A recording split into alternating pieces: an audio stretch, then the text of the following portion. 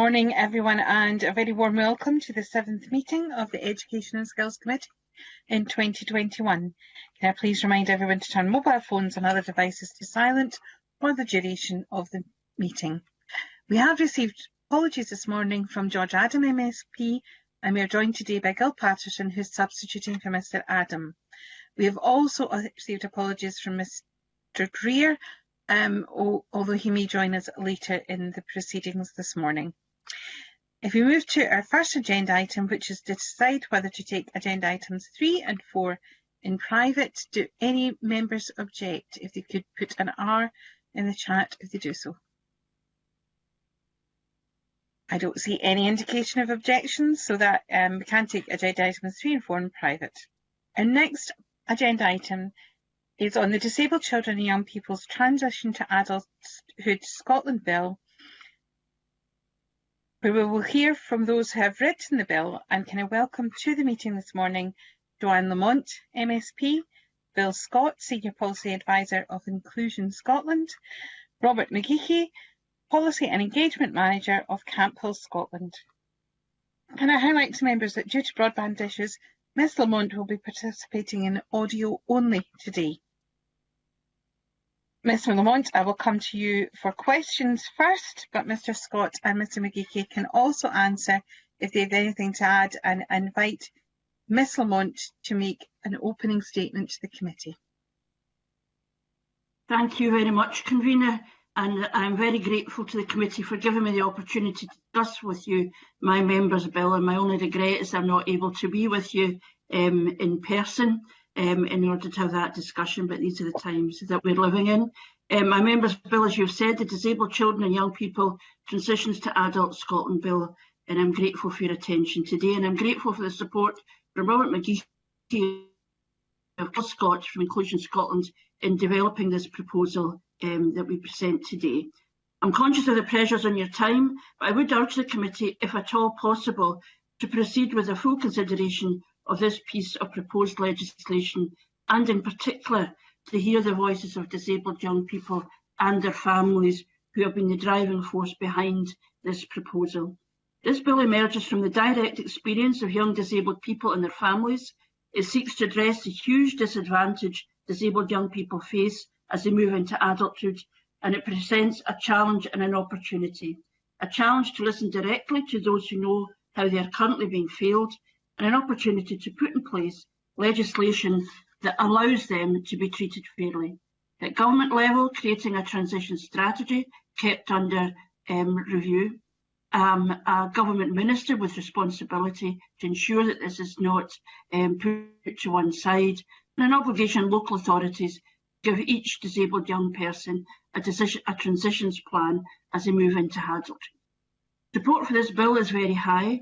I've been very grateful to receive the support from 53 MSPs cross-party, which is a very significant number when you take out government ministers and presiding officers who, of course, are not entitled to sign this kind of proposal. Support was very high in my consultation on the bill, with very strong support and evidence given to the committee, including, for example, the Facebook survey by the National Carers Organisations, which received 308 responses with overwhelming support for the bill. It's clear the current system is not working and young disabled people are being failed, and this bill seeks to concentrate minds in government and at a local level to ensure that in transition young people get the support they need.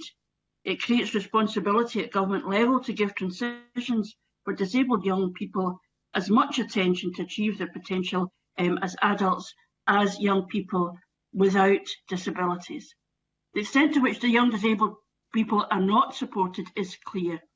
I recall, for example, being contacted by parents and supporting a young person, their family, preparing to leave school. There's no plans, no options for college or employment, no discussion on budgets.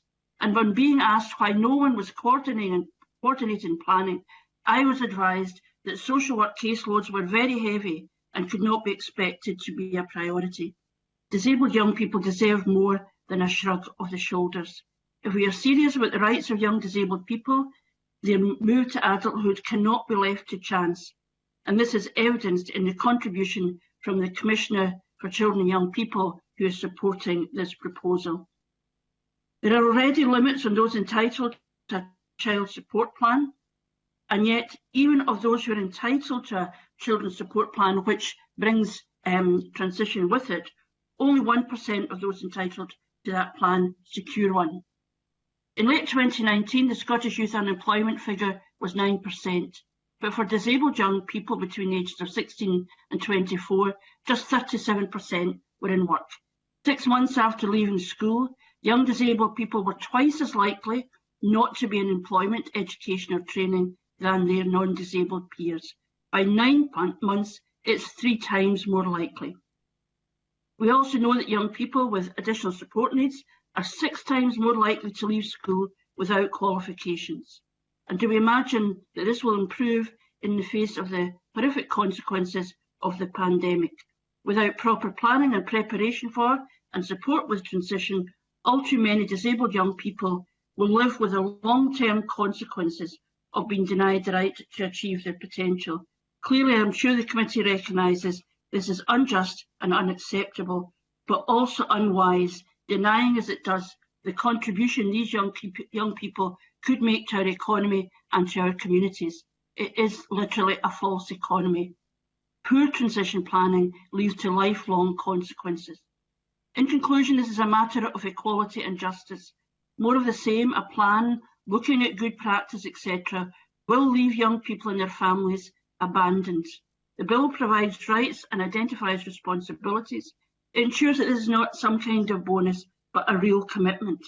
We know that disabled young people face disadvantage and inequality already, but a system where there is no rigorous planning, where you have to fight to be heard, creates a further inequality. The rights and opportunities of young people should not be left to chance. The luck of finding a sympathetic ear in the system, or a carer or parent who has the resources, energy, time to fight and fight.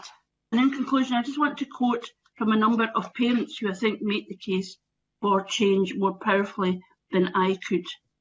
One parent says, "I think this bill would make a huge difference to the quality of life of people like my relative and our family. It would provide them with certainty, clarity, and the ability to plan and understand what to do when things go wrong. It's hard to express the strain of constant worry, not only about a loved one's needs, but the quality and availability of their care. This bill would go a long way to reducing that stress, leaving families, organisations and care workers better placed to provide the care they want and need." Another says, "How we treat the most vulnerable in our society says much about who we are. The Scottish Government has an opportunity to indicate clearly how we value this group's contribution to society we live in and recognise its role in enabling it." And finally, one parent says, "This is a human right that through loopholes has been ignored by many councils. By placing in law and by providing a responsible person, you give parents the support they need and those individuals what is rightfully theirs without the current battles. As a parent who has resources and resilience, I am lucky that I can fight to get what my son deserves. This will ensure that this for all parents and individuals." And I think that speaks very powerfully to the importance of the proposal in this legislation, which ensures that young disabled people are able to plan for the transition to adulthood in a way that ensures that they can achieve their full potential. Thank you, Convener. Thank you very much, Ms Lamont. We're going to move to questions. Can I remind members and witnesses to, if possible, keep their questions and answers as brief as possible. I can invite everyone to put an R in the chat function, including Mr Scott and Mr McGeechy, as sometimes I quite often can't see the whole gallery picture available to me, so I can't see if people are indicating that they do want to come in. I have a number of members have already said they want to come in, and I see a number putting questions in the chat at the moment. So without further ado, I'll move to Mr Patterson to open with questions, please. Very much, Convener. Good morning, Joanne. I would like to ask some questions in regards to Council's responsibilities in preparing plans and eligibility. And I'll start with, is it the intention that the duty to prepare a plan applies to any disabled person within the local authority area between the ages of 18 and 25? In other words, when they leave school.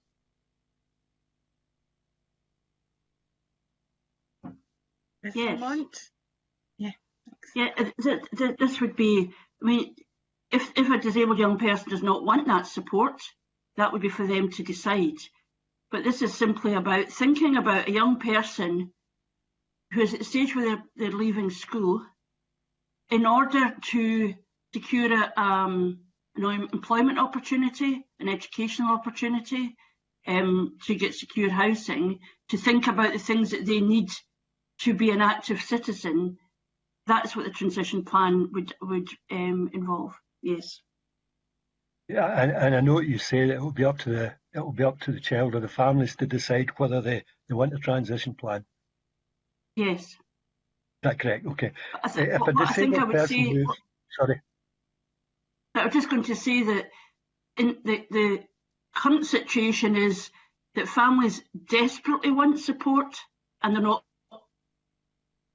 So that, in a sense, yes, there may be people who do not need it, who have made their plans, have got work available, are going to university and are very clear what they're doing. But this bill highlights the fact that for most families, there's actually a battle even to have the conversation at the stage when a young person is transitioning to adulthood. Thanks for that. Another question is, if a disabled person moves to another local authority area before the age of 26, what would be the responsibility on the new local authority to prepare a plan if it does not exist? In other words, if they had arrived from outside Scotland or it has been ended. I mean, if somebody is moving from one local authority to another, my expectation would be a conversation between the local authorities and with the family about somebody's going to take that plan on, and if somebody's news coming into the country, then that would be that's clearly a matter for the receiving local authority. If there is a need to have a conversation about that plan, but this is fundamentally about young people leaving full-time education. That's the stage at which, for most young people, that conversation would be taking place. And I repeat that currently, from the evidence that you've seen and I have seen, that discussion and just rigorous planning for too many families doesn't happen. It's not saying it doesn't happen, it clearly does, and there's very good practice. And I know that the Scottish Government is looking at how to develop good practice. I think the point is, in this legislation, is to try and get a focus on the responsibilities of government and local authorities to these young people and their families. Well, I wonder if your team would maybe come in on that one. That, you know, I agree with what the sentiments expressed, but in regards to having a plan prepared in the event of a local authority a move or coming from, you know, it's a bit loose in that terms. It's how do you tighten that responsibility for the authorities to act on it rather than hoping. Thank you. I'm going to invite Mr. McGeechy, followed by Mr. Scotts. Mr. McGeechy first, please. Yes, I mean, in relation to the management of plans, which the member in particular, where somebody's perhaps coming from another local authority area or from country outside Scotland, I mean, there is actually power within the legislation as drafted under Section 12, the Scottish ministers to introduce regulations in relation to the management of plans. And I would suggest that this would give Scottish ministers the power to consider issues such as those raised by the member. In relation to a young person moving to another local authority area, again, this is covered within the legislation as part of the review of the transitions plan. One of the decisions that the local authority can make is in relation to transfer of the plan to another local authority. That's in the bill. We also refer to the provisions in section 14 of the bill in relation to guidance. The Scottish ministers will, in addition to the regulations that they can introduce in relation to the management of transitions plan and the content of transitions plan under sections 10 and sections 12, they will also have power to introduce guidance which can cover a range of issues. Okay, thanks for that, Robert. Mr. Scott, yeah. Yeah, I think Robert's covered the technical aspects very well, but just to go into the principle is that the plan will be created before the young person leaves school. That's the important thing, that the transition plan is there to assist them in the move between school and adult life, and hopefully moving, realising their ambitions to either educationally or training or to move into work. The reason that it remains in place between 18 and 25 is to put young disabled people on a par with care leavers. It's been realised that care leavers face particular barriers to entering employment, to realising their ambitions after they leave care, and therefore the support available to them remains in place until they're 25. So this would put young disabled people on a par with them. And I have to point out that the support that young care leavers receives is absolutely necessary, but young disabled people have worse outcomes than care leavers in terms of entering in employment. And that's why we need transition planning to make sure that the young person isn't just abandoned, a month after they leave school, but they can actually come back and look for support from the local authority. And as Robert points out, there's ways that support can remain in place if they move between authorities, etc. So I think Robert's dealt with the technical aspects. I'm trying to deal with the principle. There is the need for transition support at a crucial time in a young person's life, because if you don't intervene at that point and don't affect change to achieve positive outcomes, the problem is that a young person who remains unemployed, workless, for several years after they leave school is unlikely to ever work. And that means a young person becomes, 50 years later, retires, with nothing, to show in their lives for achievements, etc., that they wanted to achieve. A young disabled person at 16 has exactly the same ambitions as a young non-disabled person. But by age 26, 3 times as many young disabled people think their lives are hopeless and that nothing they can do can change things. We have to change that. We have to give hope back to young disabled people. Yeah, thanks very much for that, Bill. Appreciate these answers. And lastly, for my questioning, how is it envisaged that disabled children and young people would be identified by the local authority? Particularly, how will disabled children whose education the local authority is not responsible for be identified? Well, first of all, I think schools have already identified disabled young people. They'll be aware of, I think, their main impairment. So, the idea that schools wouldn't know who the disabled young people are I don't think is right. I think that the schools would know that, and there would already been discussions. If you're talking about out of authority placements, well, the local authority still has the responsibility to that young person, because they're funding the place, for example.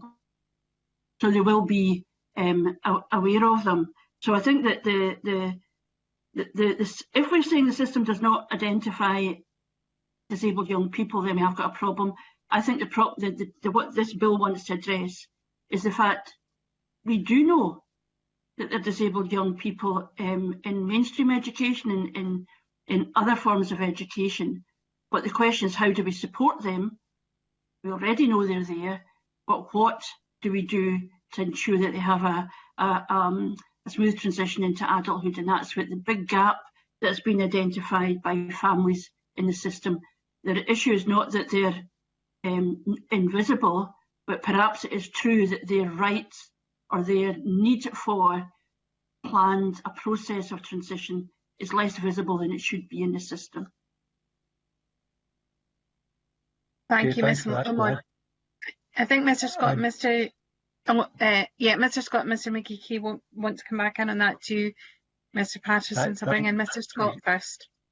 Two words out of my mouth, thanks. I'll keep it very brief, Gil. It's very easy to identify who a young disabled person is at school at the moment, because additional support for learning plans identify what the main impairment is of the young person. And in fact, because of those plans, Skills Development Scotland are able to identify what the destinations are of disabled school leavers and non-disabled school leavers, and actually they break them down into impairment groups. So, deaf, blind, mobility issues, mental health issues, learning difficulties, etc. So all the main impairment groups are all covered, and in fact it's broken down very, very well. And to some extent, they have to cover up some of the statistical evidence, because it's so detailed that you can actually break it down to local authority and even to a school level. And you don't want to be able to identify an individual child, obviously. So the information that's needed to identify young disabled people is already there within the system in terms of their additional support for learning plans. Thanks for that, Bill. Mr. McGeechy? I'd like to refer members to the provisions in section 7.6 of the bill.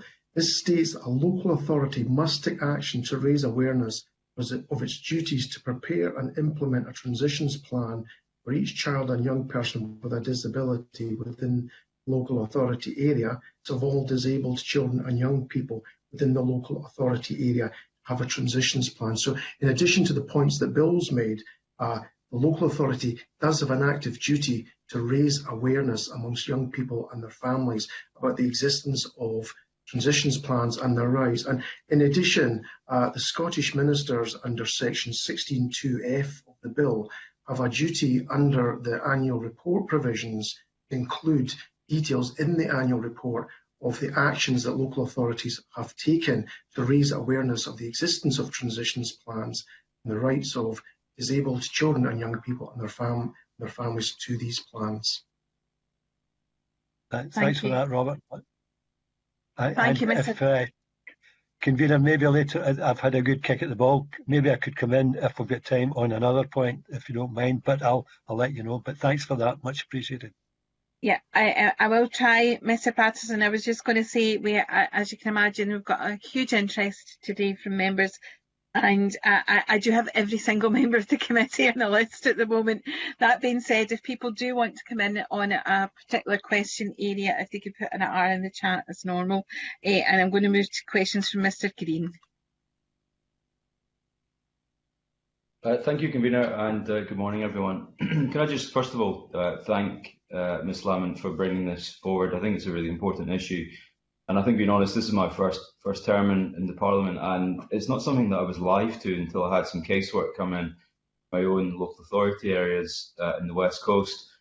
And then it really struck me how much of a cliff edge there is for many young people. So I'm hugely sympathetic to what you're trying to achieve with this bill. I think there are people who are falling through the net, and I hope that this will go some way to improve that. But as always, the devil is in the detail on legislation. Can I first of all ask, is the overall premise of the bill to ensure that there's a national strategy at a government level, of which the government, I suspect, will claim there already is legislative and non-legislative measures in place, such as principles into practice and other government strategies? What levels of support have you received, or otherwise, from the government, from your proposition for the NTS? And can I just check what additional statutory duties you think this will place on local authorities that currently do not exist? Okay.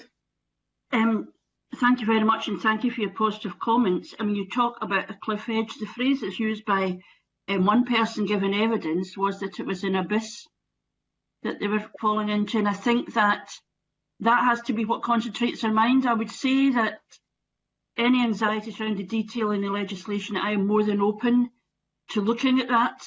But the fundamental issue we're looking at here is that young people have lifelong consequences to the fact that we're not identifying a proper plan at the stage when they're moving to adulthood.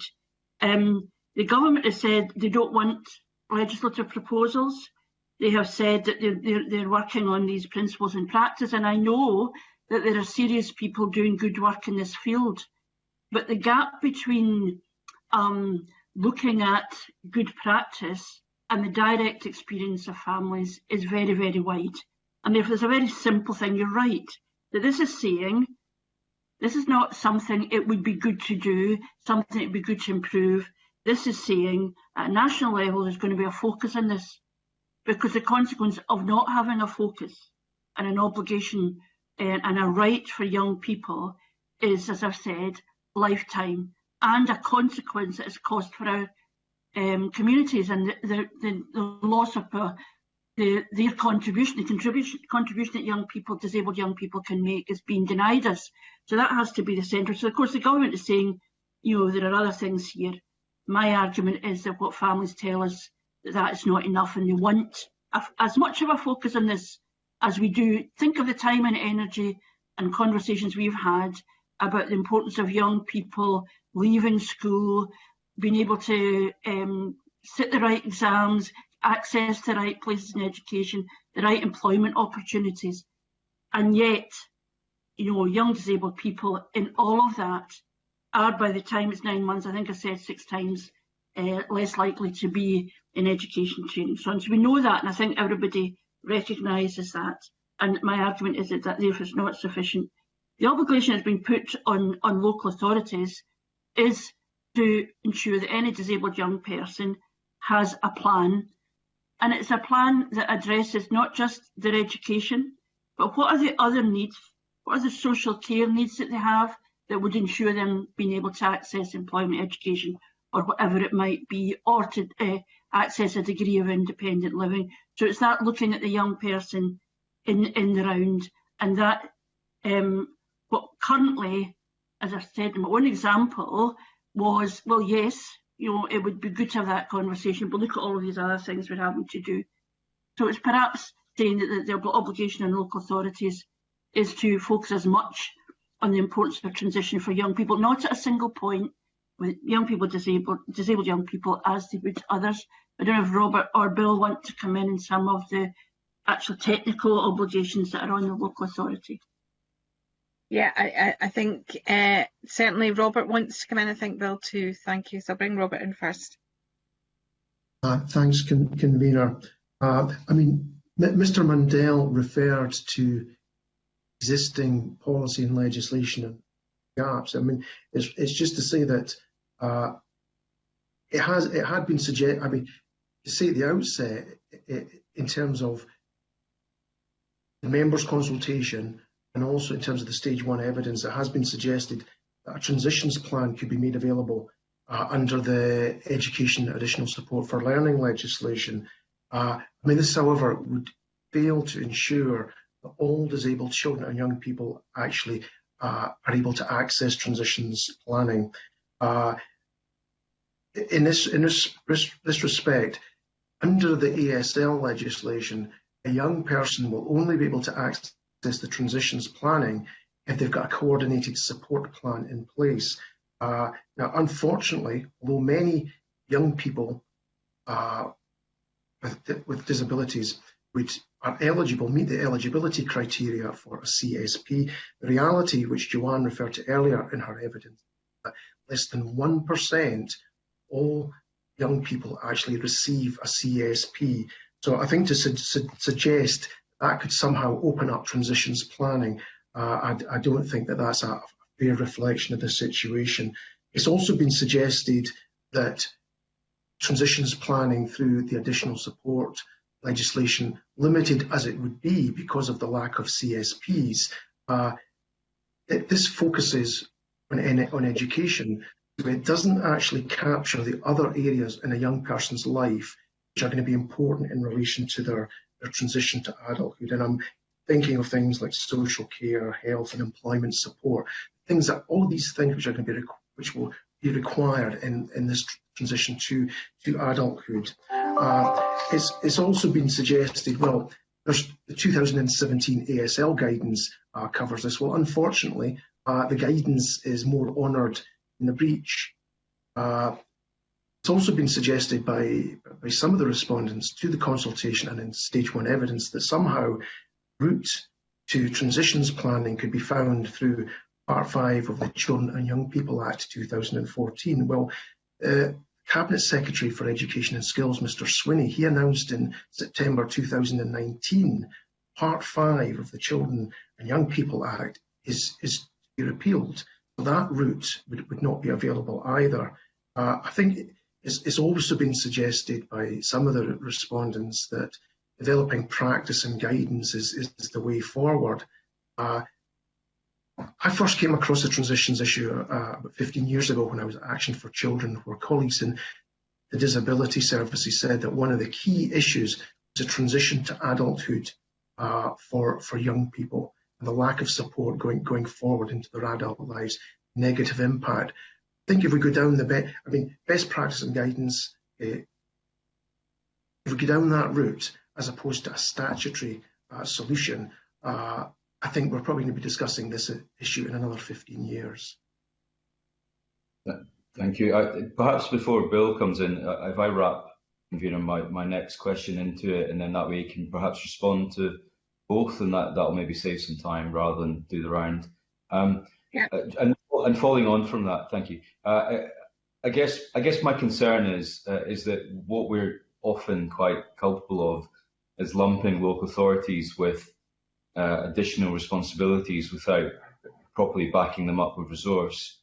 And I think given the fact that the varying destinations that someone transitioning will go to, whether that's college, university, apprenticeships, training, workplace employment, and so on, that those are all factors which other bits of government, I guess, are responsible for, not local councils. Local councils naturally a responsibility for what happens at the school level, and to an extent other localised forms of education. But I do wonder if the focus on this particular approach is putting the responsibility and indeed the financial responsibility onto local councils, whereas this should actually be a government statutory responsibility to ensure that there is a plan and that the council will be resourced to deliver the plan. So where do we, why are we taking a local angle, not a national approach? And linked to that is the issue of finance, which I'm sure others will bring up. Some councils don't think this will have a financial impact, but others really do. And I know certainly COSLA does as well. And I don't have a problem with that. If this costs money, it costs money. But clearly they can only work within the confines of what they currently are forecasting to help and support people who are transitioning. So I'll lump those two questions in together, and I guess I'm just probing that point of view on behalf of local councils who are no doubt sympathetic, but a little bit worried about the focus on them. I'll go to Mr. Scott and then back to Ms. Lamont. Thanks. Yeah, I think to answer the second question first, the reason that the local authorities are being given the responsibility is that the transition planning really does have to start when the young person's at school, and that's obviously the local authorities in place and able to do that relatively easily. And that thereafter, the local authority retains responsibility for reviewing the plan and trying to continue to assist the young person. But they can draw on other agencies. And one of my main concerns at the moment with the way things are is that once a young person leaves school, it's very, very difficult for other agencies to maintain contact with the young person if the local authority doesn't. Because, for example, the proportion of young people claiming job seekers allowance between ages of 16 and 25 has fallen from over 70% of those entitled to well under 50%. And that means that those young people who are unemployed and entitled to benefit, who aren't claiming it, can't be contacted by the DWP. So they're not aware of things like the modern apprenticeship scheme, because the DWP has no way of informing them of those opportunities. So we need a way of maintaining contact with young person to raise awareness of the opportunities. And the local authority is well placed to do that, and has employability resources that that whoever is placed in charge of the case can draw on the other agencies in the local area, local enterprise, etc., to find out, and the voluntary sector for that matter, find out what's in place. In terms of a national strategy, and I'm not making a party political point, because I know there are people round in the committee from all parties who are dedicated to the welfare and success of young people. But the SNP 2016 election manifesto actually said that the new Disability Action Plan, we will produce and implement a national strategy for young people with disabilities to improve the outcomes of young disabled people and ensure that they are getting the best provision and support possible. And that strategy has never been put in place 5 years later. And I'm basically really asking the committee to ensure that a strategy is put in place, because I agree that national government should be accountable as well as local government. And if we have a minister who is responsible for the implementation of the strategy, you as MSPs can hold that minister to account for the success or lack of success of the strategy. And I think, to go back to Robert's point about best practice and guidance, etc., the problem with best practice and guidance is it's not mandatory. It doesn't place a duty on the local authority. And unfortunately, the outcomes that are being achieved are not in line with the very good model of best practice and very good guidance that's been produced by disabled people being involved in that process, but it's not being used. So we need to have some statutory authority behind that guidance, regulations, etc., that say you must do this, rather than you can choose to do it or not choose to do it. Ms. Lamont. Thank you very much. I mean, first of all, I would say that there's an issue of just equality and equity here, that even if there were no more resource, disabled young people are entitled to a fair share of the resources that are already there. And in order for them to achieve their potential, resources are not being placed, the plans are not being made in a way that actually allows that. So it's a simple basis, a simple issue of equity and fairness here. But of course, there is a question. I mean, I do think this should lie with local authorities. I think at a local school level, the young person, that's where they will be best known. The problem, if everybody's responsible, nobody's responsible. And it is about accountability at a local level of delivering the plan. Local authorities are quite right to say, if you're giving in as responsibilities, then you need to fund them. And that's a more general point about the relationship between national government and local government. And I'm on record as saying that it's not good enough to create the idea that local authorities need to do X, Y, and Z and then not fund it properly. That's a whole other conversation. But because that's a difficult conversation, doesn't mean that we shouldn't be ensuring that young people with disabilities have their needs met. And I go back to the point that the current system means that young people with disabilities are discriminated against in their workplace, in their access to education and so on. And so this is about seeing the young person, thinking about what their needs are and planning for them. And I actually think having this obligation means that you then have a harder conversation with government about the means to deliver that. What seems to be said at the moment is, well, this is very difficult. It creates financial challenges. The only reason currently there's not a financial challenge is because we're not looking at it. We're looking away, and the families that are left. And I also think that you will know yourself from the evidence that actually some local authorities recognise that there is an opportunity. And as an Aberdeen City Council has said, we take the view that if passed, this bill would compel local authorities to review their existing transition policies to ensure that no child or young person fell through the cracks between children, social work and adult services. If a duty was placed on agencies to develop a transitions plan, this is likely to go some way to bridge the recognised gap and potential for drift. It's also recognised that greater resource allocation to this aspect of service delivery for children with disabilities would likely impact positively on transition planning. So to me, that is the argument, that if you've got this obligation, you then have to have the conversation about the resources that are behind it. But those resources are currently needed, and the only reason that conversation is not taking place is because largely this problem is a hidden one. And I think everybody in the committee understands the need for that not to be hidden, that these young people have as many rights as their non-disabled peers. Thank you, Ms. Flynn. Mr. McKeechee, did you want to come in as well?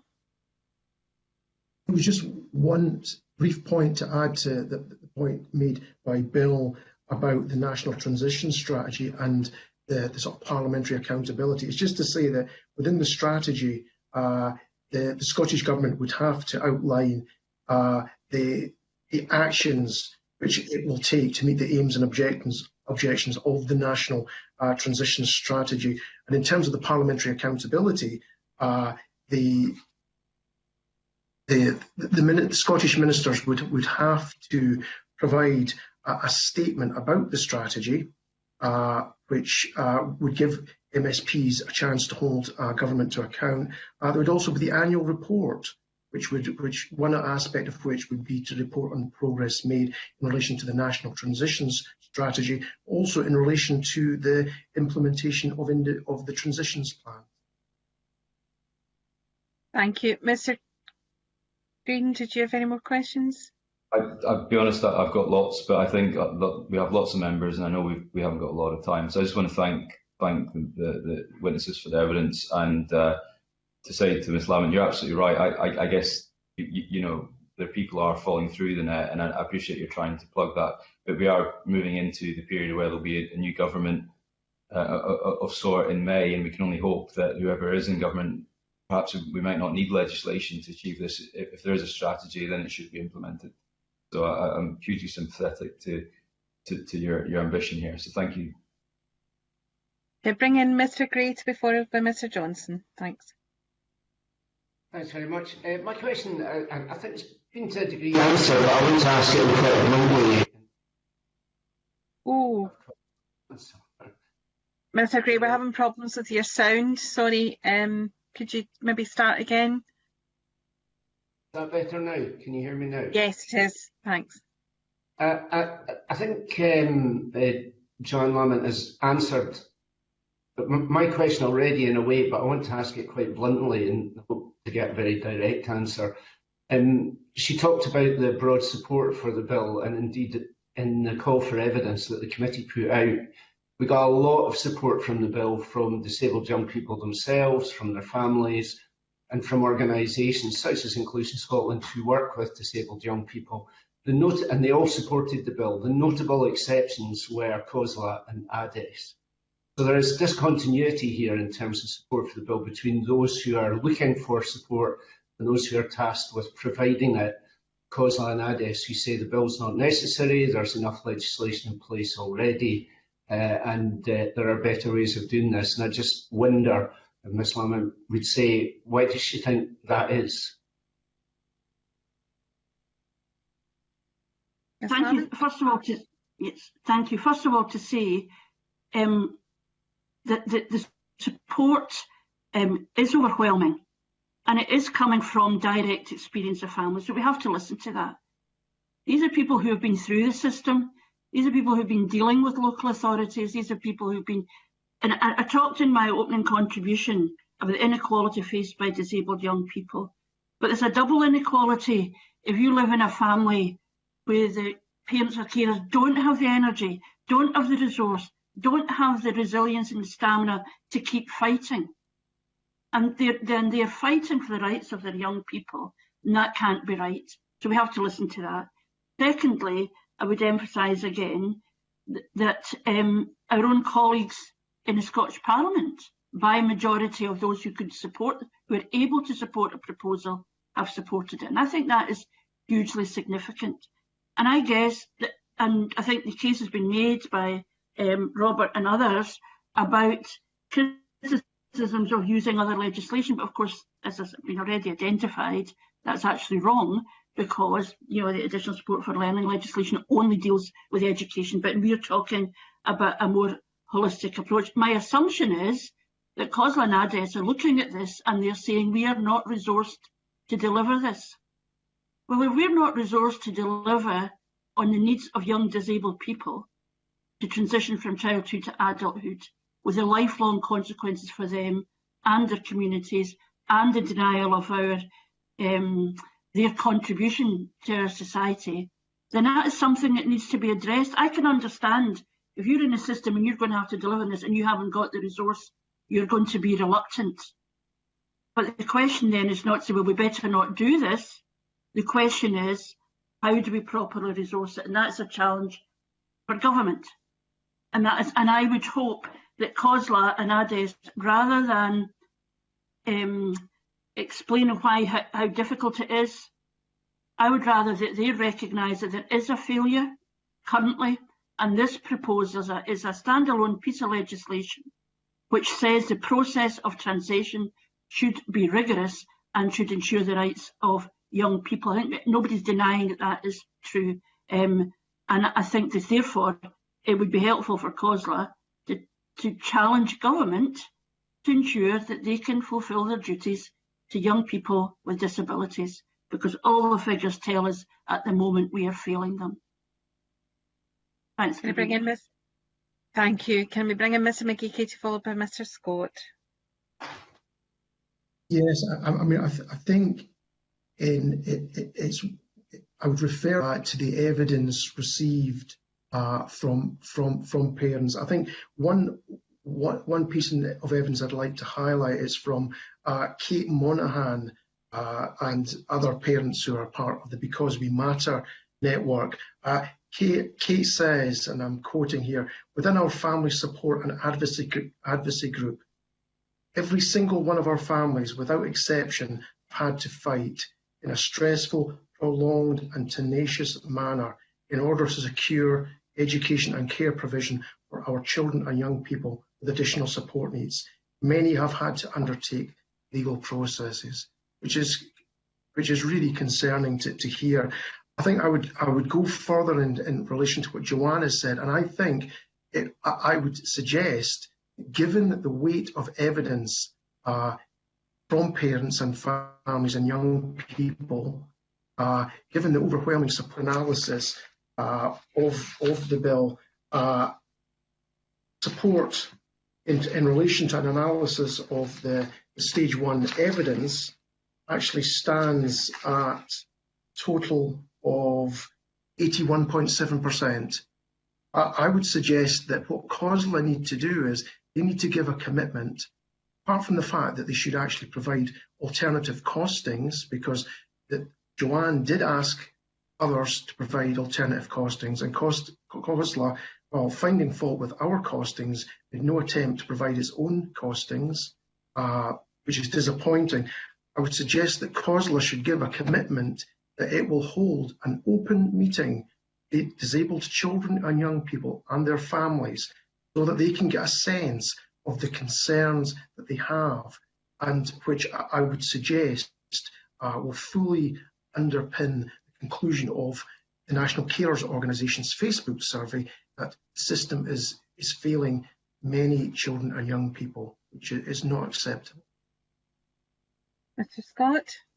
Yeah, I just want to quote a couple of times from the Children's Commissioner's submission to the original bill proposal.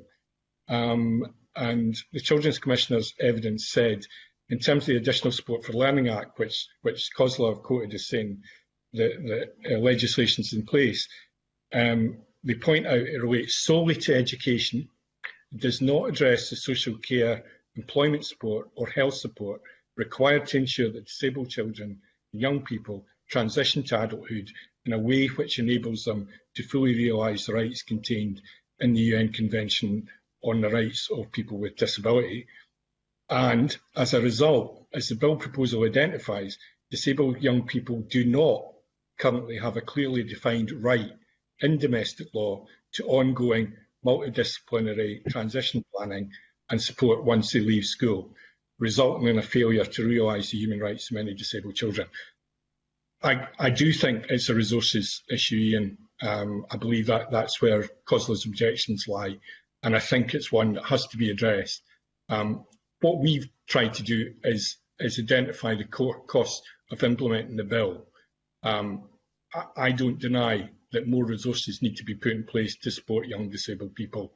I think that's inevitable, but it's the costs of not doing anything that bother me. Previous research has shown that a young disabled person who leaves school and never works, doesn't achieve an independent life, the total cost to the state for the time that they retire is an additional £1 million in social care, healthcare, etc. And that's what we have to think about. In other words, we should be investing in those young people to save money in the longer term and give them hope back and give them lives where they can achieve their life's ambitions, rather than, as I say, the majority, unfortunately, never achieving the ambitions that they leave school with. Thank you. Mr. Gray? No, I'm good. That's good.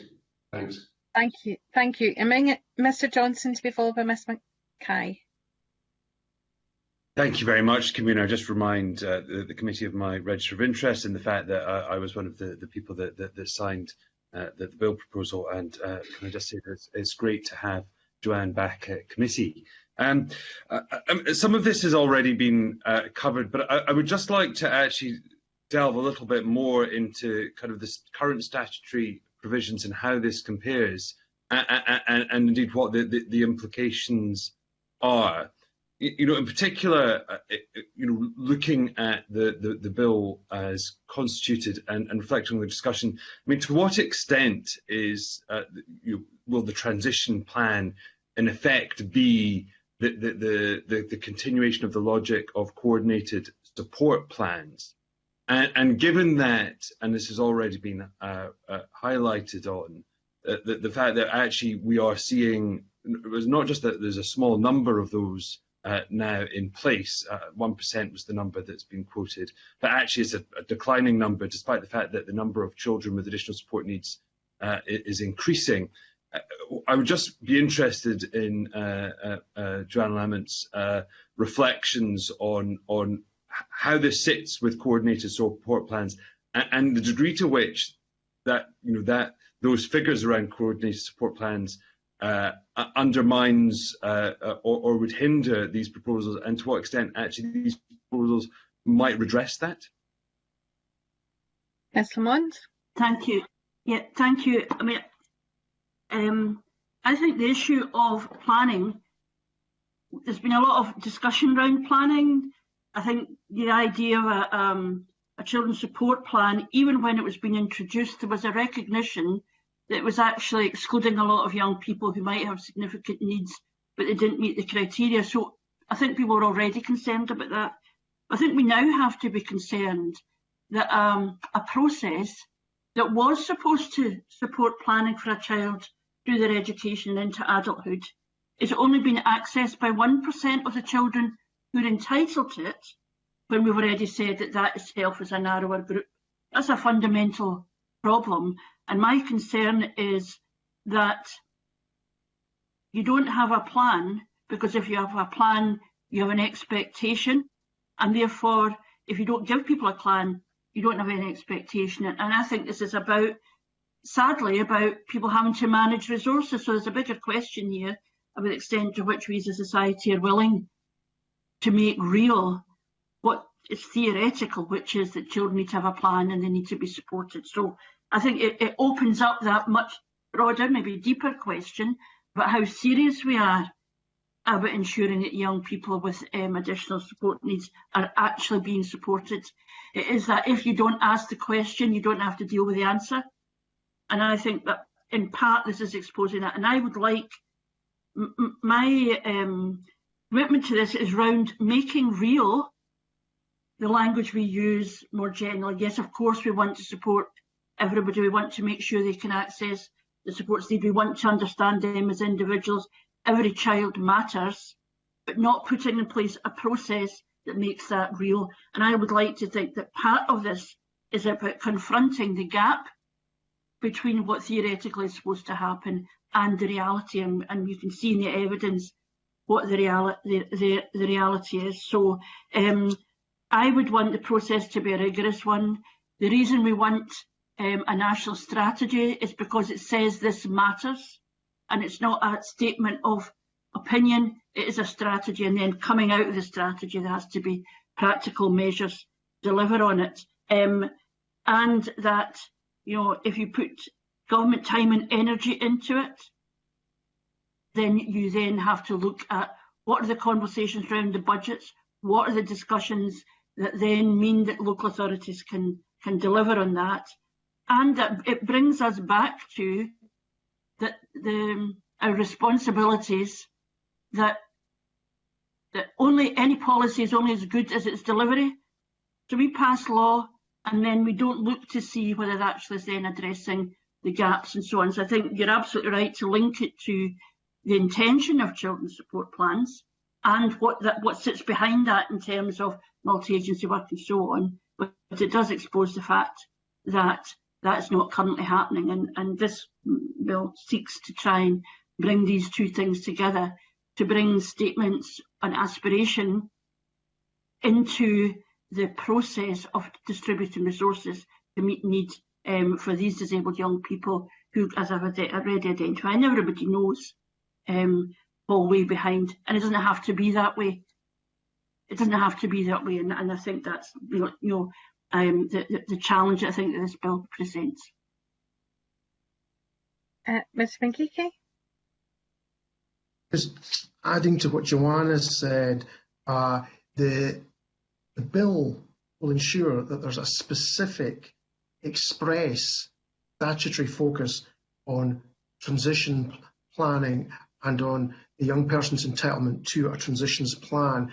So it wouldn't be left to the vagaries of the young person having to try and access transition planning through the ASL legislation. And Joanne has referred to Professor Sheila Riddle's research in which found that less than 1% of all the young people entitled to CSPs are actually in receipt of them. So that route for transition planning is extremely limited.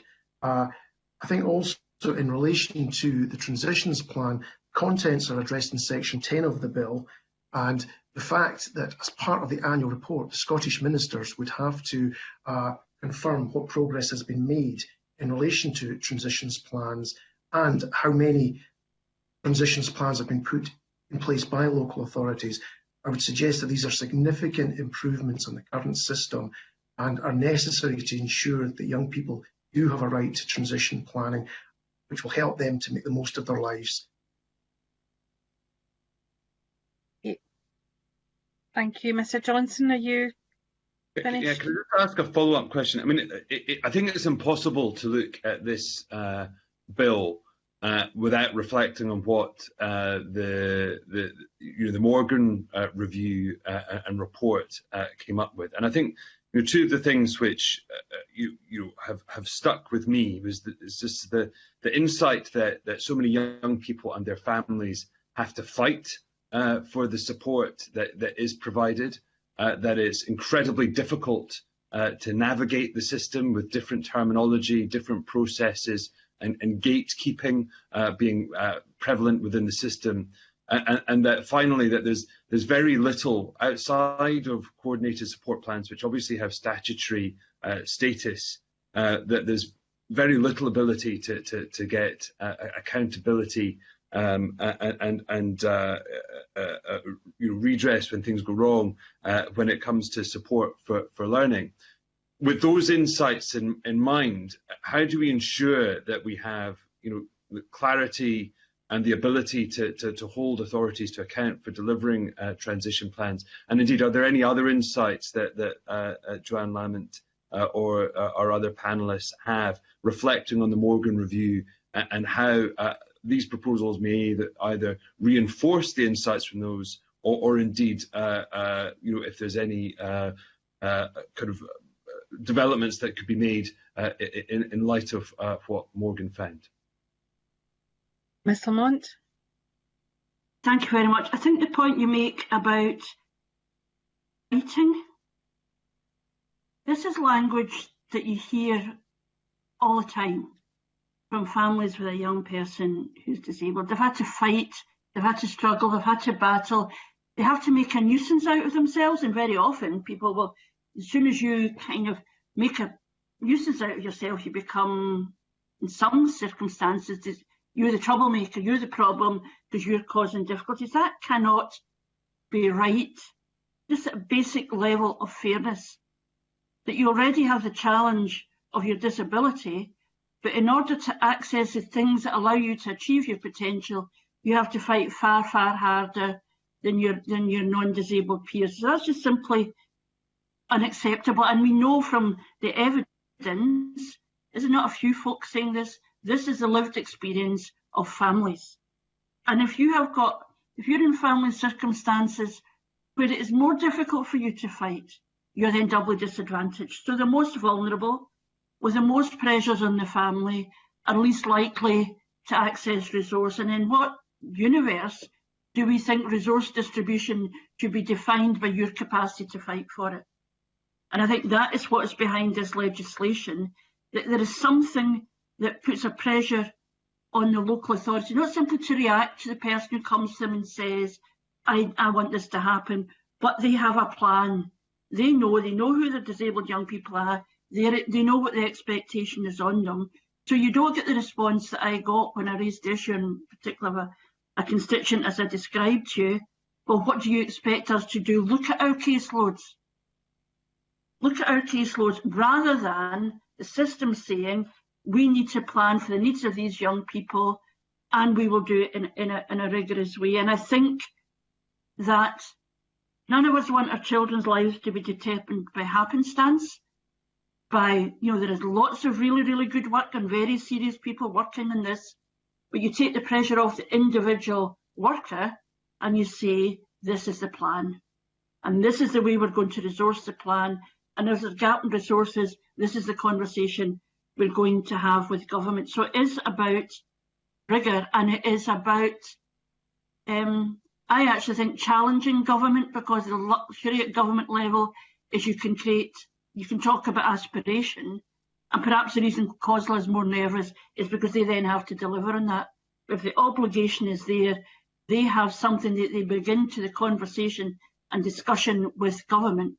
You don't give us obligations without the capacity to deliver on them. And I think that to me is a fundamental thing, but obviously Robert and Bill will be able to say something more specifically about the Morgan Review. Yeah, I'll bring in Mr. Scott and then Mr. McGeechy. Thanks. I can only echo some of the findings of the Morgan Review in terms of the lack of support for young people and their families. I want to quote a young disabled person who wanted to give evidence today, and unfortunately the panel size has been restricted, but I hope that if the incoming committee in the new Parliament after the election does take up this issue, that they will hear directly from parents and from young people themselves, because I think what they say is really powerful. And to quote the young person, leaving school was really hard. It just felt like jumping off a cliff.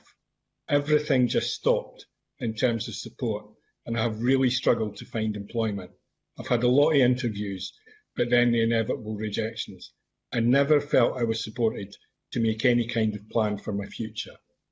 Now, all that young disabled people are looking for is that chance to have a future the same as everybody else. And yesterday, school leavers destinations figures were released, initial destinations, and very worryingly, over the past 2 or 3 years, about 17% of young disabled people leaving school were entering employment. Now, it was a higher level for non-disabled young people. It was nearly 1 in 4 of them moved into employment. But yesterday, and this only takes into account the very beginning of the pandemic, the proportion of young disabled people entering employment had dropped to 9%. Less than 1 in 10 were entering employment after school. Unless we do something to assist young people, to support them into employment, they will remain workless and they will live in poverty for the remainder of their lives. We have to make that difference. We have to be able to put the support in place. And as I said earlier, it's an investment in the future of our own country, because the more young people that we can support in employment, grow the economy, etc., the better lives for everybody living in Scotland. So it's not exceptionalism to say that we want this support for young disabled people. It's because they face the biggest barriers that they need that support. So it's making reasonable adjustments, as the law would say, to provide that support to them when they face those sort of barriers. Can I bring in Mr. McKeachie? It was just to pick up one of the points made by Mr. Johnson, which, if I'm correct, I think it was getting at the implementation and what difference could the framework being introduced by the bill make. Well, I would suggest that having a national transition strategy provides the overarching framework in relation to transitions for disabled children and young people and the transition to adulthood. Having a bespoke minister focusing on transitions is something that many of the respondents to the consultation and also at stage 1 have called for and are supportive of. I mean, they've referred to the minister for disabled children and young people in their transition to adulthood. There's also the statutory duties placed on local authorities and others under the bill. In terms of the implementation, ensuring that it's robust, the bill will ensure that there is ongoing parliamentary accountability for the National Transition Strategy and for the progress made in relation to transitions plan. This will be through the obligation of Scottish ministers to publish an annual report on the progress made by the strategy and also in relation to individual transitions plans. There's also the requirement on ministers to make a statement about the National Transition Strategy.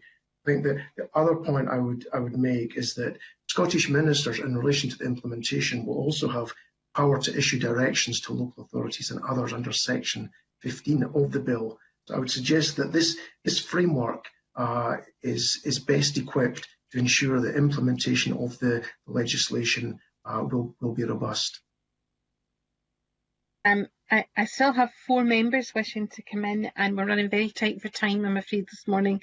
So if people could be succinct in answers and questions, I'd really appreciate it. I'll bring in Miss Mackay to be followed by Miss Wishart. Joanne, yes, I'll be as brief as I can. Firstly, apologies if I've missed this in the briefing, but I think it'd be useful to repeat. How many young people across Scotland would this bill help? Robert, to give us the figures on that? Bill would be best to lead on that aspect. Okay.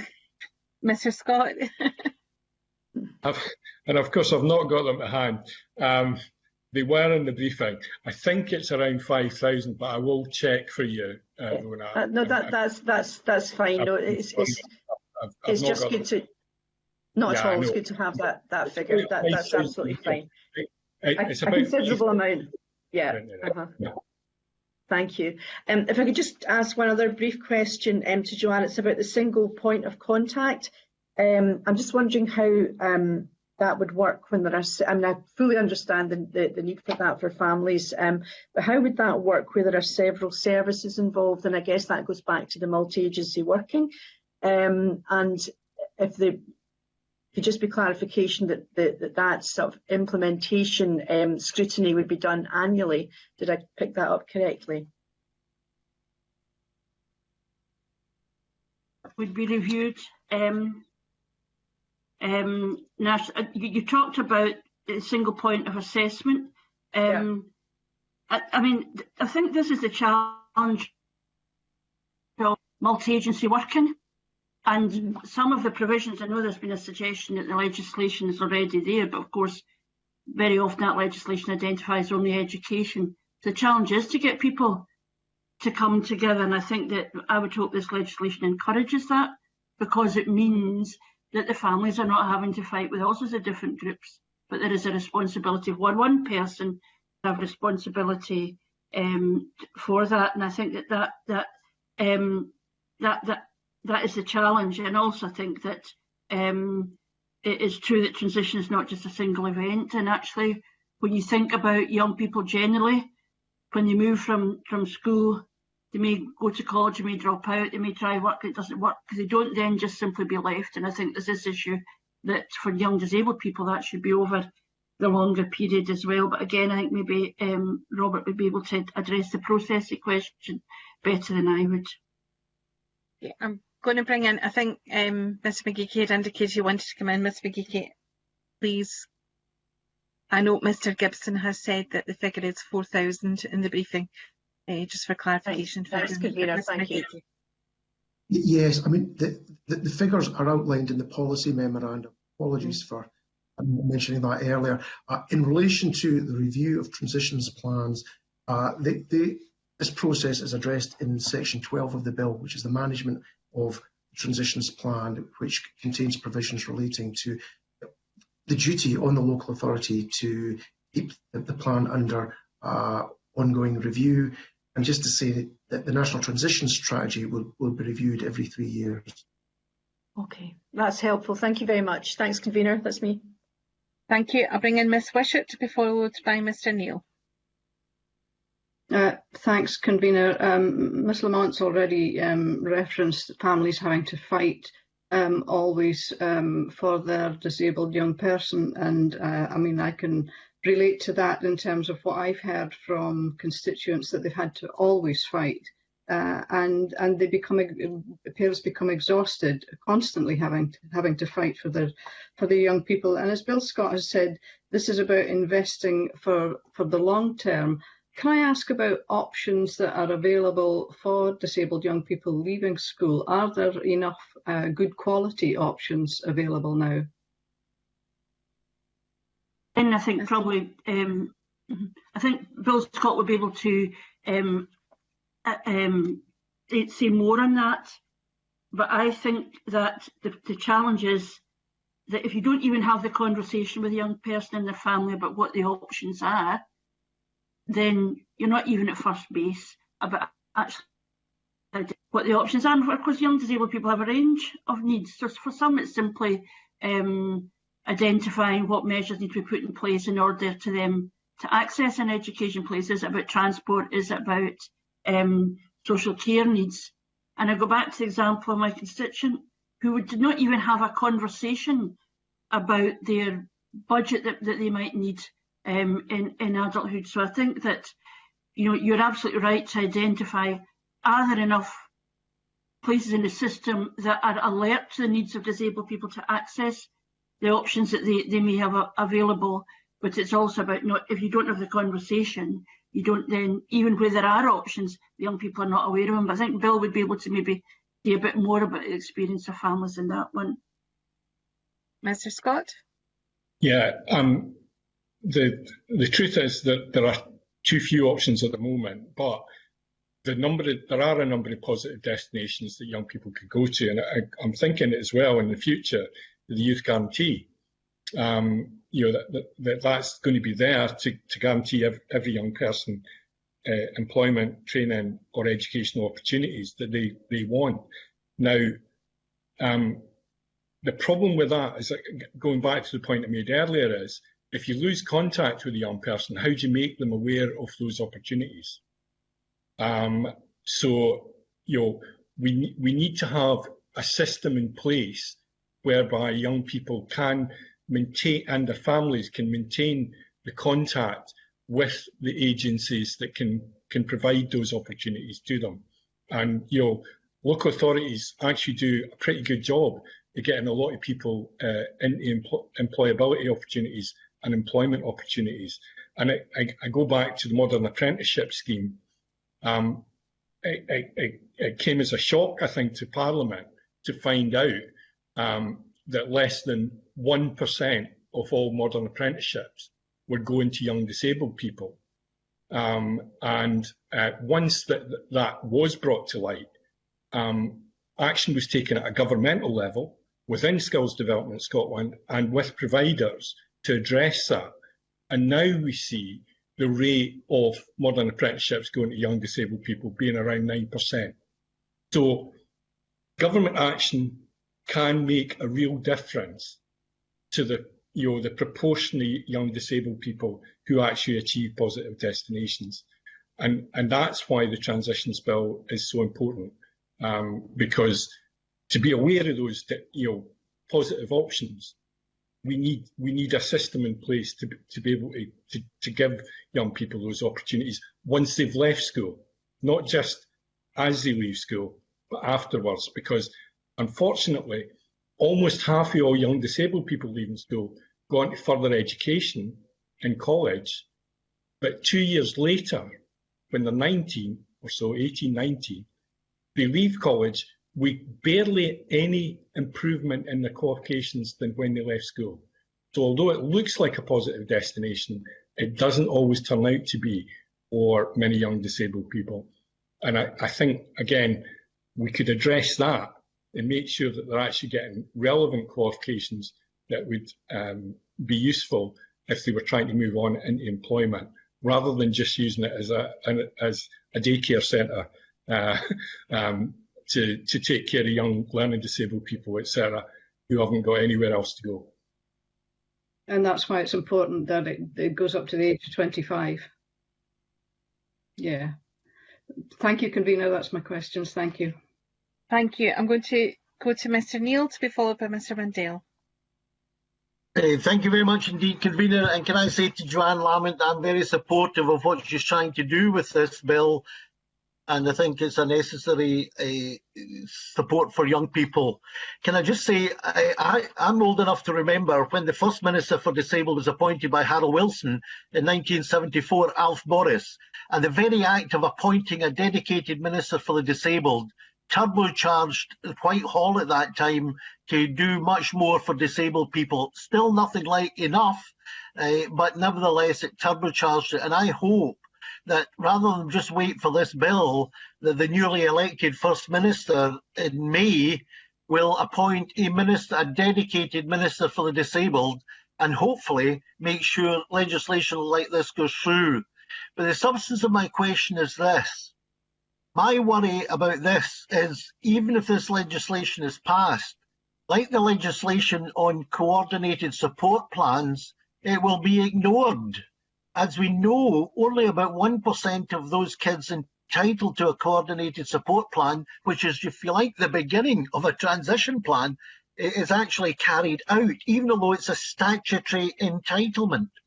So does Joanne Lamont not think that maybe building into this plan, there needs to be some way of actually making sure that every child entitled to a coordinated support plan actually gets one? Because without a coordinated support plan, Joanne's proposals won't maximise their impact and potential. Ms. Lamont. First of all, thank you. And sadly, Alec, I'm old enough to remember these things as well. But you're right. I think if you name the issue and give somebody responsibility, it does challenge the system. This is really the issue at a government level. That if you say that somebody has responsibility, the transition of young people into adulthood, that becomes a thing for which they're accountable. that people see, that is visible, and it is an indication that this is a matter for government. I think that is really important. And I also recognise that the challenges, which applies to us as legislators all the time, is that we signal through legislation that something matters, but we don't then follow through. And my argument would be that this is a standalone piece of legislation that does more than signal, because it then, the national strategy has to be reviewed. There is an expectation at local authority level, and because it's a statutory duty, that can then be challenged. And I think we recognise in the contribution of the Commissioner for Children and Young People that this is an issue of the rights of young people being denied. And so there are opportunities to challenge those who would simply ignore it. And I think you're right to identify that there are more than one way of rationing services. So you create a plan, you need a children's support plan in order to access support and the transition plan, and then you don't give people a children's support plan. So this bill says this is not about another hurdle being placed. You as a disabled young person have a right to a transition plan, and the local authority has an obligation to facilitate that happening. So in that sense, it is different from the children's support plan, because it's a right. If you're a disabled young person, you have that right. There's not a gatekeeping process there. I think there's also an issue, and I think you're right to identify this, which is really not good enough simply to say that we care. Business of government is then following up on that.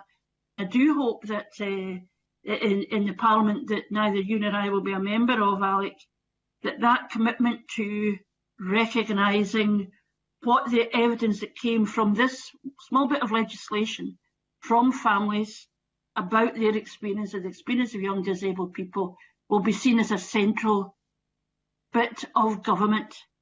That if some of our young people are being denied the opportunity to fulfil their potential simply because the work is not being done to make the college accessible, to make employment opportunities available, to make their educational experience mean that they're not, as we see now, coming out disproportionately with fewer qualifications, then that is an important piece of work to be done. This is a practical measure, and it is challenging the way in which systems gatekeep and manage resources. It's fundamentally, and I think, as you indicated in your contribution, it's simply about equality and the rights of disabled young people. This bill seeks to facilitate that.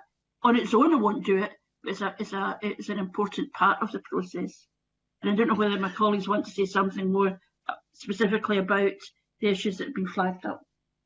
Yes, they do want to come in, Ms Lamont, but just before they do, if I could maybe put a supplementary question in there to Mr Neil's point, and it's to do with the decision to not implement repeal parts 4 and 5 of the Children and Young People's Act that included the Children's Plan. And in doing so, Mr Spinney did say in the Chamber that the Children's Plan is being used across children's services. It's well received. Children and families already benefit from practitioners working closely together in a coordinated way to support children in all aspects of their well-being. Our commitment to those policies and the practitioners to implement them is reaffirmed today. So, so the crux of the question I think Mr Neil's getting to is that we have, a confirmation of leadership in these areas at the top level of government. We also have the experience of the statutory duty of a CSP, and whether really an understanding of, is there best practice out there, is this being done well anywhere, and is there a possibility that the existing plans and existing operation as detailed there could be used to improve the outcome for young people? But I'll bring Mr Scott and Mr McGeechy in on that point too.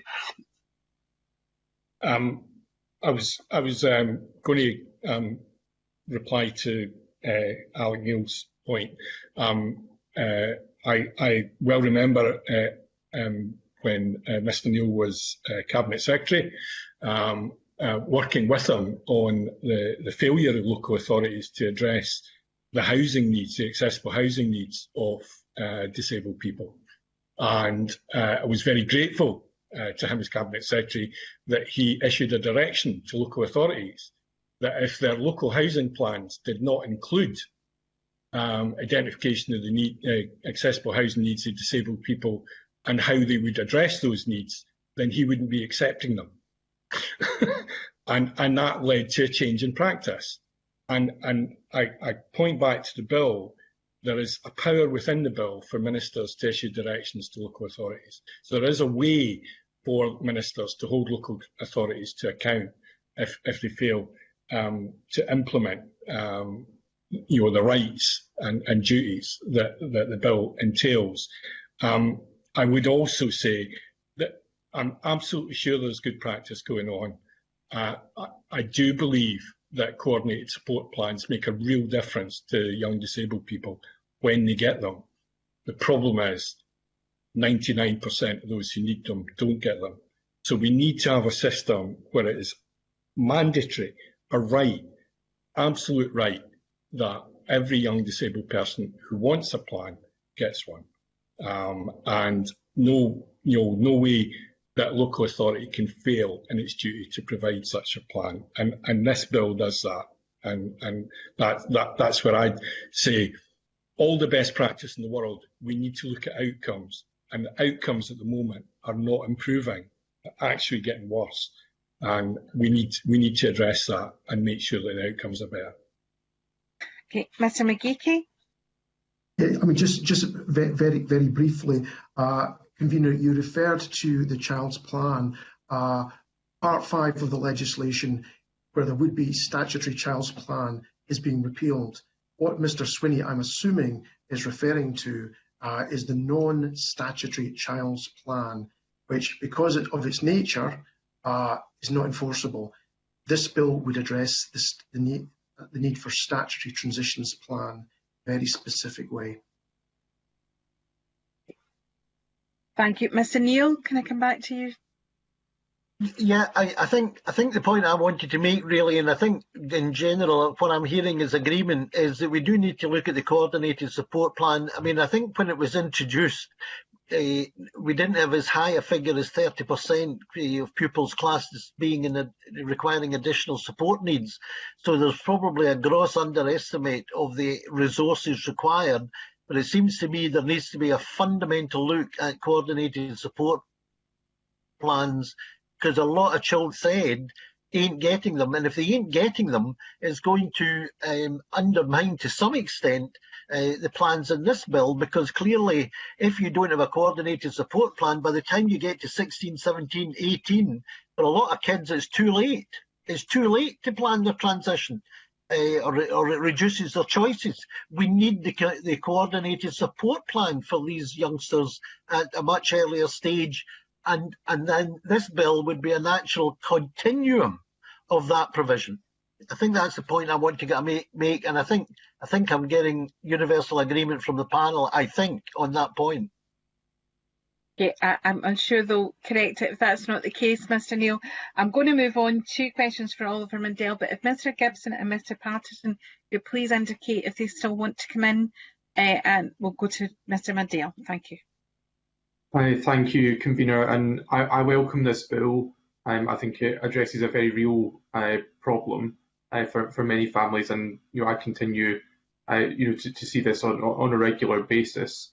And people who struggle all the way through kind of formal education to get the support they need suddenly find out at the end of that, after years of fighting, that the support that they do have just seems to disappear.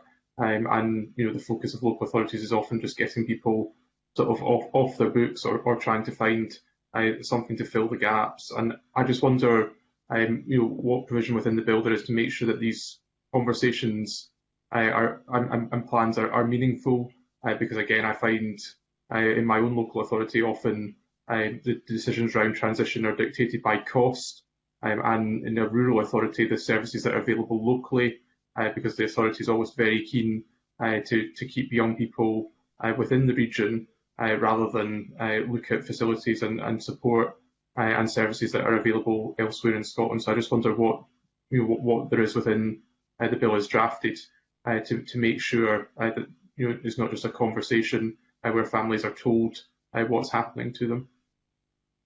Ms Lamont? Yeah, I'll be very brief, and then I'll ask Robert to identify the bits in the actual bill itself that deals with that. I agree with you that plans need to be meaningful. I think too much of the conversation is dictated by cost. Even in response to this legislation, there is there's a view from, well, everything's fine, we don't really need to do anything, to is difficult, but there are cost implications. But this is about, in my view, about the rights of young people being denied it, and it's unjust. So we need to change that conversation, and I think this legislation is part of saying this is not what is maybe possible. This is an obligation to have a plan that is meaningful for the young person. But Robert can maybe identify specifically what the legislation itself covers in regard to that question.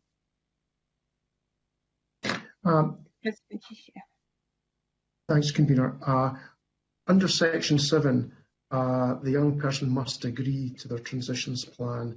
And under Section 11, the local authority must have regard to the young person's views in preparing the transitions plan.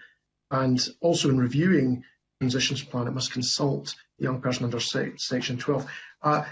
The drafting also confirms that part of that process is involving an advocate or support agency instructed by the child or young person. So what we've tried to do is to ensure that the young person does have support. There's also references to involving their families and others. But having the young person having to agree to the transitions plan and being able to rely on advocacy support, we think is steps in the right direction. Thank you. Sorry. Mr. Scott, yes, thanks. And hopefully to answer it as well, I think one of the most important things is the ability to review the plan once a young person has left school. And that's going back to an earlier point, that this is why we believe that the support has to remain in place, and the ability to go back to the local authority appointed person who's responsible for making sure that the plan is implemented on a regular basis, if need be, after they've left school, because that means that, I accept a lot of young people are pushed to take further education college places. A lot of young disabled people are, and they end up no better off after a year or 2 years in the college. At that point, the review would address whether they've actually obtained the outcomes that they want, because probably the college was meant to be a stepping stone to something else, because nobody expects to spend the rest of their lives in college. So the ability to review the plan and make sure that it's still working to achieve the objectives of the young person after they've left school, up to the age of 25, still access that support, still access some coordination, and to access the new and emerging opportunities that come about once the young person's left school, I think is really important, because there are often positive opportunities for young people that might only be there after they've been unemployed for so long, or etc., that they're not able to access when they initially leave school. But if there's no means of contacting them, if there's no contact maintained, then they remain unaware of those opportunities, and their families remain unaware of them. So I agree with Oliver Mundell. I think also that they need to look further afield than just within their own local authority, because some opportunities might lie in the neighbouring authority or further afield than that even. But again, there are national schemes, there are national opportunities sometimes that young people could be made aware of. And I do think there's a role for Skills Development Scotland here in addressing some of the issues that young disabled people face, because unless we do improve the employment outcomes, in particular young disabled people, then they will remain in poverty, and we will not achieve the sort of targets that we set for reducing child poverty, because as they grow up and become parents themselves, then their children are likely to live in poverty also. Thank you. Mr. Mundell, did you want to come back in? Yeah, I had one follow-up and then another substantive question. The follow-up was really what happens in that if that process breaks down, so the young person or their family don't agree, because again, that to me is one of the very common things that happens, is there is just a complete mismatch between what the local authority are willing to offer or support, and what the family and young person rightly expect. So is what happens if agreement can't be found? Mr. Mundell, could you ask your other substantive question as well, and we'll try to get answers on both? Happy to do that. I mean, I think they are important issues. The other question I wanted to ask is, obviously we have a Children and Young People's Commissioner in Scotland. That office has been established for a while. Why do we still see in this important area around transitions, young people's human rights being ignored? Ms. Lamont? Okay, I think that to me, and again, Bill and Robert will be able to say more on the technical provision in the bill, but I think this bill provides a space for the conversation and a right to be heard in the discussion where you don't agree. Because currently what you get is a shrug of the shoulders, which is, well, in some cases there's lots of good practice, and I'd want to emphasise that. But there's no right to be engaged in the conversation around transition. And if you're fortunate, you will have somebody that will engage with you and work with you, and if you're unfortunate, then there are other pressures on the system. So I think this provides the means by which there is an obligation to sit and have that discussion. And on your and as Robert and Bill can say more than that, on the question of the Children and Young People's Commissioner, that would be a matter in a sense for the Commissioner. The Commissioner provides a report annually, I think, to the Parliament, and it may be that we need to think maybe the next Parliament should be looking at the extent to which the Commissioner is free to speak and is heard, and the extent to which he influences government policy and local authorities and so on.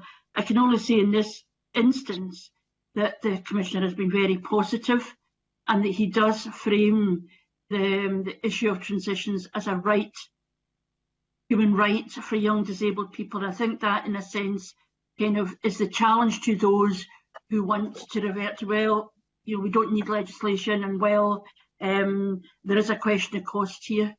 No matter what costs and resources are available to local authority, they need to be distributed fairly. And the right of young disabled people in the current process had been denied. So that may be something that the Commissioner in the future might want to take up. But I am very pleased that the Commissioner has made such a positive contribution to this bill, because he sees it as a means of addressing a human rights deficit for young people with disabilities. Thanks, Convener. Thank you. If I could bring Mr. Scott, Mr. McGeechy in briefly, and then we'll have a final question from Mr. Gibson. Thanks.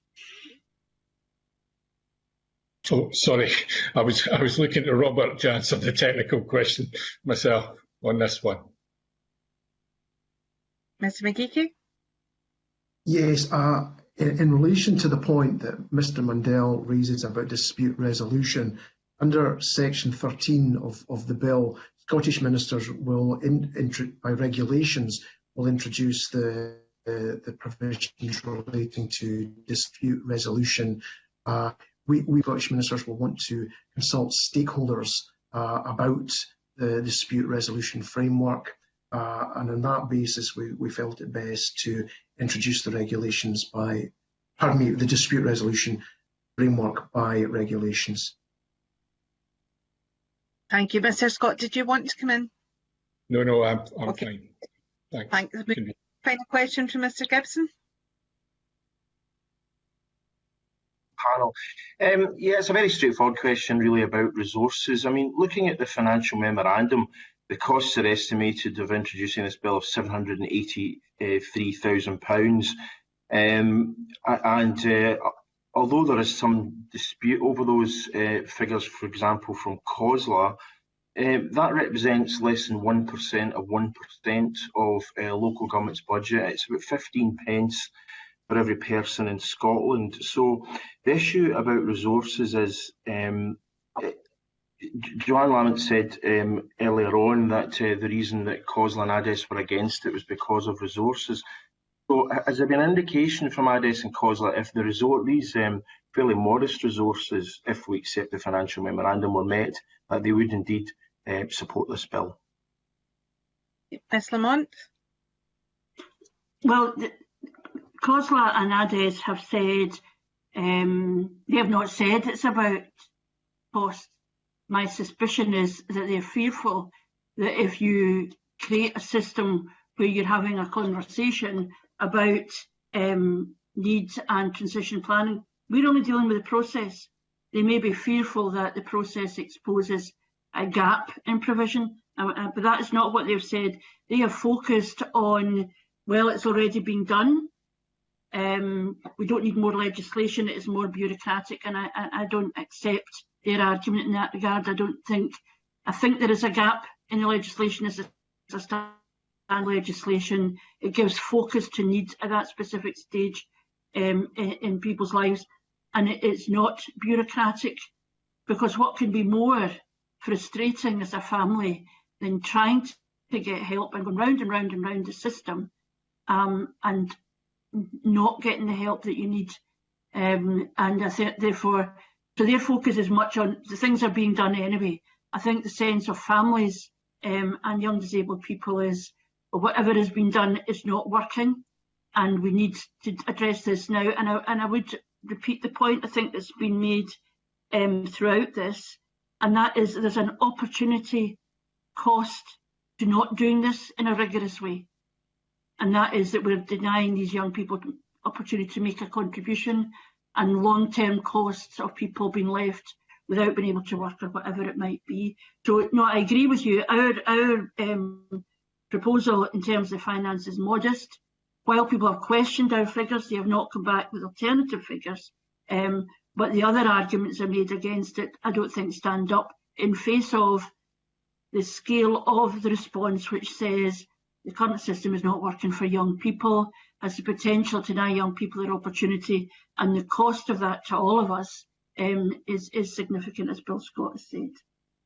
Thank you, Convener. Yeah, I mean, I think I fully accept that. I mean, if we're talking about £1 million over a lifetime for one person, never mind the misery but the lost economic cost, then even if your figures are a significant underestimate, it's still going to come nowhere near the cost of not taking action. So thank you very much for that. Thank you, Convener. Thank you very much. Can I thank Mr Scott, Mr McGeechay for their contribution this morning, and I suspect that this may be the last appearance at committee by Joanne Lamont, certainly as an MSP, and I wanted to just thank her for bringing this issue to the committee this morning and presenting the bill, and also to thank her for her service to this committee and her interest in education over the years, we very much wish her all the best following her retirement at the election. I would like to now remind everyone that next week we will hear from SQA, ADES and Education Scotland, and we will now move into private session on another platform. Thank you everyone for their attendance this morning.